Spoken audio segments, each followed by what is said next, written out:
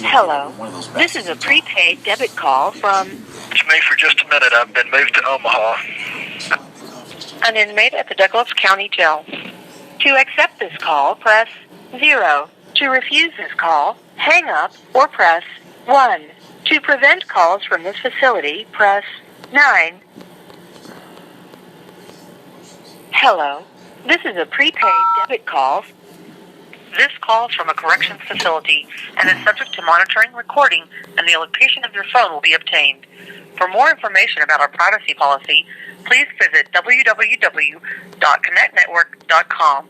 After the beep, press 5 to accept this call.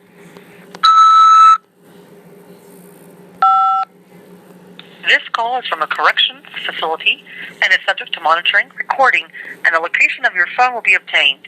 Stay on the line to accept this call. Thank you for using GTL. I don't consent to recording of this call. I just got your letter today from the Chilcote National Congress to the UN Security Council,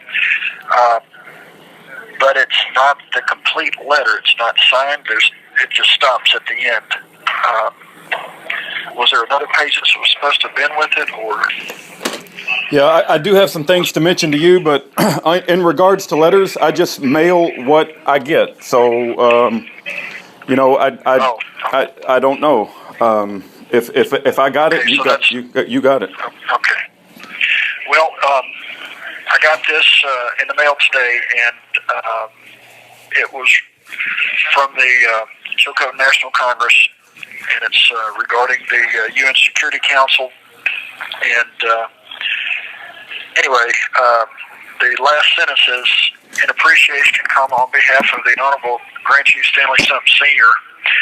and the Chilcote National Congress agent for the state of Chilcote, and then it stops right there, like it should have continued on. And okay, I can ask Dorothy and see if Dorothy has a response to that. I simply...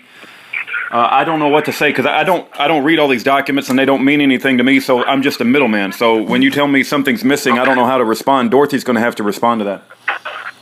Yeah, if she can let me know if it was just one page and there was no signature on it, there's no date, and is this something that has been sent already to that mission, or if that's something that's going to be sent, or what the status of it is? Okay, hopefully she'll have a response. I do have some things for you. I found a CD-RW on Amazon for about $8 that's headed your way. I sent a letter to Dorothy, and hold on just one second. Let me find... How many were in the bundle? Just one, Mike. Just a CD-RW. It cost $8, and just one is headed to you. You're saying that a single folder... No, this is a CD. This is a CD-RW. This is a read-write CD. A single CD cost $8. Yeah, that's right. Yep. I used to go to Best Buy and buy like 100 on the spindle for like, I don't know, $20. I don't know, man. Things are changing now. It's just a DVD rewrite or whatever CD rewrite. Yeah, I understand, man. I understand. Okay, so here's a conversation you need to be aware of. I said, Mike mailed me the attached document. This is like, you sent me a big, gigantic bunch of stuff, right? And I got to tell, I don't know if you, I don't want to spend a lot of time like talking about me, but I hate legal crap. I mean, when I don't read it. I don't deal with. Okay, but here's the deal. I said, Mike mailed me the attached document. So it's about 50 pages. I scanned every single page, and I put his so-called lawyer is asking that he fill out all these forms. Mike is hesitant to fill out any of the forms and is wondering if you have, or if anyone has any advice. And then Dorothy responded back with 2 words: yes, sign. S-I-G-N. So that's Dorothy's response. Okay, I sent Mike another. I sent Dorothy another letter. Okay. Okay, I can barely hear you. Dorothy's response was yes. Sign. S-I-G-N. I don't know what that means. I took it to mean that she wants you to sign all the dang forms, so, I don't know. I mean, I wouldn't give you that advice, but I'm not Dorothy, right? And I don't know anything about legal, and I despise all legal crap. So I'm not filling out any of this stuff myself. I mean, I'm just sharing it with you. If you wanted to pass it on to anybody else or not, do it as you please. I just thought it was interesting that they're wanting to do an anal exam of me. Now that they were, trying to railroad me, they're trying to create other avenues by which to railroad me even more, and I'm not helping them. Yeah. No, I hear you, and the challenge is that my specialty in this prison ministry is I put things out to the public, and so you've kind of said to keep it, not from going out to the public. So I have a very limited audience where I can, put this in front of, if you don't want me to go public with it. So I understand. It was primarily for the benefit of anybody that's already been through this or going through this right now that may have had a similar situation, so they can compare to, because if everybody is going through the same thing and they're not communicating with each other what they do and how they win or how they lose, then everybody makes the same mistakes, and that's ridiculous. Yeah. So if we communicate with each other what we're doing, where we're having successes, then everybody can do the same thing and have the same success is the intent. Yeah, I understand. Here's okay. The other thing I needed to share with you. You asked who else the press release was sent to. Dorothy responded and said it was sent to me, and I put it out on YouTube. I put it on Facebook, and I read it. So I did the best I could, right? But they've suppressed my channel, and I do the best I can, Mike. But I don't have a big microphone with tens of thousands of viewers. But anyway.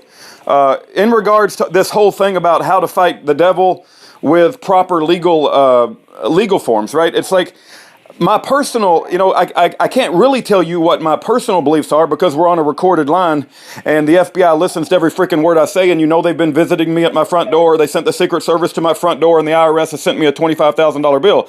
I'm not playing my violin. I've never been to prison, but my plan is not to fight the devil by showing him legal forms. But other people disagree with me strongly, and they have a whole specialty in how to fight the devil with legal forms, and they got revocations of, letters, and they fill out legal forms, and they just go to town, and they're specialized in that stuff. That's not my thing, man. It's just, and so if other people want to give advice and counsel on how to fight the devil with legal forms and special statutes and, how to withdraw from the system, then I'm all for it. I pray for their success, but, not everybody can be a common law lawyer or a Civil War lawyer or whatever they're called. I just don't specialize in that sort of thing. So it's a crazy world. It's a crazy world we live in, man. Yeah, I agree with you. The fact is, I'm not married to any solution. Not at all. Yeah. I'm just looking for solutions, and I've had more success just when I'm drugging the court, just saying I don't consent. I've had more success by just not playing their game and just saying I don't consent. I'm Yeah. Well, and I think I'm not subject to jurisdiction, and that's it. I think a lot of people fail to recognize how evil our enemy is. I mean, they tie you down in a chair and they punch you in your face. That's horrific. But I got other prisoners where they 4-point shackled them for over 24 hours. They've temperature deviations. They've been put in isolation for months at a time. Our enemy is the most evil, wicked sons of bitches that's ever walked the planet, and I don't think you can deal with them by handing them a piece of paper. I just think that people don't understand the true evil nature of our enemy. These judges, the U.S. Marshals, the law enforcement officials, the prosecutors, the district attorneys, they are Satan worshipers, and they will kill us if they get the opportunity. And first they want to suck us dry financially, it's just a horrible situation. And if I act a little passionate or disgruntled, Mike, I want to be encouraging to you. You're the one who's sitting in prison, for God's sakes. But it's like I see this happening to you. I just talked to parents of a young boy who got sentenced to 8 years in prison for nothing. It's just horrific to see what's going on in these courtrooms. And so-called Christians across this country just don't give a damn. I mean, they just don't care. Well, like I said, I don't call myself a Christian. I call myself a follower of Christ. There's too many people out there that put on Christianity like a coat. They put it on, take it off. They quote Paul. They can't quote Christ or God. They've never read 1 Samuel chapter 8. They can't wrap their mind around 1 Samuel chapter 8. They wrap their mind around Romans 13. They believe themselves to be Romans. Well, guess what? Rome fell. Caesar's dead. We have a revolutionary war in this country for all the Europeans that were once slaves to King George, and they became Native Americans like my ancestors, and they became free, sovereign in their own right, sovereigns without citizens or without subjects, as it were. There was no such thing as a U.S. citizen until after the Civil War, and it's only through the ignorance of the people that they've been duped and taken advantage of. But you've got these, people out there that worship a corporation because they're idiots, and those people that follow the power as they view it or the popularity contest, then that's their choice. God gave us free will, and a man's free will to do evil can trump my free will to do good. And that's just the way it is. And there's nothing that can stop that other than more good men exercising their free will to do good. And that's what I believe we can achieve. But exposing it is the only way to overturn it. And is Christ exposed and overturned and didn't come out and say, pay taxes to Caesar? Well, they killed him, and they've been doing that for 2,000 years. If you don't declare Caesar as Lord and pay taxes, well, we had a Revolutionary War. There was no taxes that you had to pay until after the Second World War when people volunteered because they were stupid. Well, I'm tired of people being stupid. I was stupid for a long time. I admit it.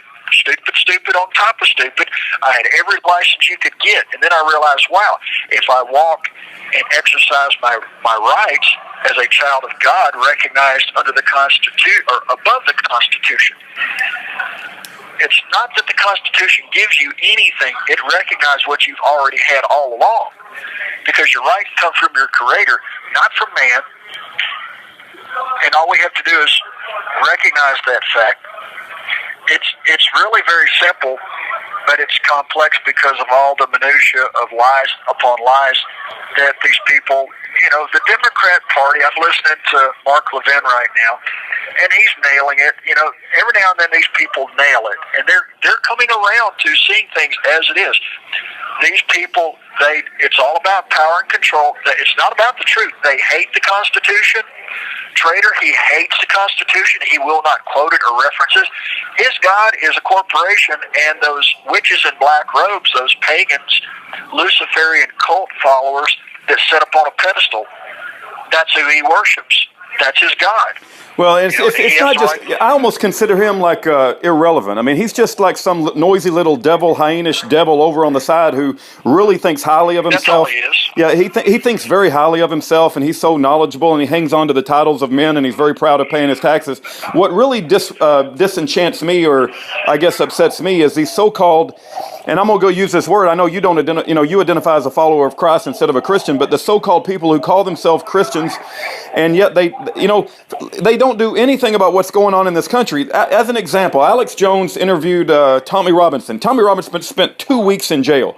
Well, I'm sorry Tommy Robinson spent 2 weeks in jail, but you know what? He's incredibly popular all over the world, so Alex Jones does a whole freaking show on Tommy Robinson. He doesn't talk one bit about American political prisoners that we have in our own backyard, and it's because it doesn't make any money. Nobody talks about you or Ed and Elaine Brown or Russell Landers or Schaefer Cox. You know why? Because they can't make any freaking money doing it. And so that's right. Yeah, that's right. And because we're the real deal. We're where the rubber meets the road. We're not out selling books. We're not out selling movies. We're not out selling product, and we're not 501(c)(3) corporations. All of these churches that are 501(c)(3)s are corporations, and they are limited. They are working for Caesar. They have aligned themselves with Caesar. Yeah. I haven't. Yeah.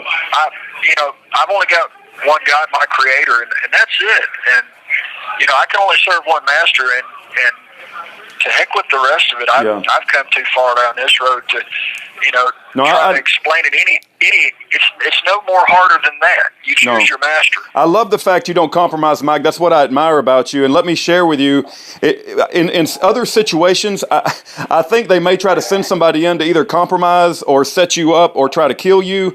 And also, because you believe in God, they said at Schaefer's sentencing hearing, they actually said this. The prosecutor is on the record. I've read the transcript.